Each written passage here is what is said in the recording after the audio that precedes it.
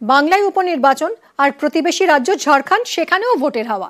81 আসনের মধ্যে আজ প্রথম দফায় 43 আসনে বিধানসভা ভোট। ঝাড়খণ্ডে কি এবার পালাবদল ঘটবে?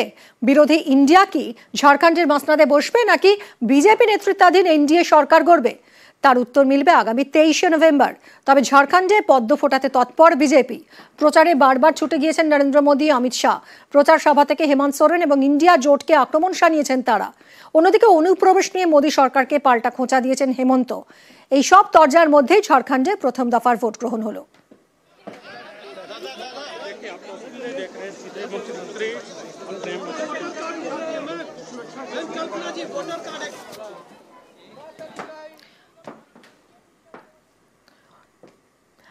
ভাঙড়ের দিকে আবার একটু নজর রাখি। ভাঙড়ের তৃণমূল পার্টি অফিসে আগুন। ভাঙড়ের কৃষ্ণমাটিতে পার্টি অফিসে আগুন লাগিয়ে দেওয়ার অভিযোগ আইএসএফ এর বিরুদ্ধে আগুন লাগিয়ে দেওয়ার অভিযোগ করছে তৃণমূল।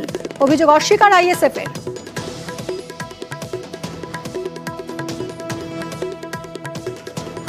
আসলে ভাঙড়ের আইএসএফ এর পায়ের তলা থেকে জমি সরে গেছে।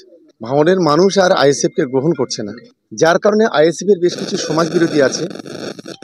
একেবারে নওশাদ সিদ্দিকীর পূর্ণাঙ্গ মদতে আমাদের এই পার্টি অফিস আজকে পড়ানো হয়েছে। একটা পন্থী সওগাত মোল্লা, একটা পন্থী আরাবুল পন্থী, উভয়ের মধ্যে একটা বড় গোষ্ঠীদ্বন্দ্ব এখন ভাঙড়ে চাপাতরণ ছিল। সেটা প্রকাশ্যে আসতে গিয়ে নিজেদের মধ্যেই পার্টি অফিস ধরানো। এর সঙ্গে কোনো রকম আইএসএফ এর সম্পর্ক নেই।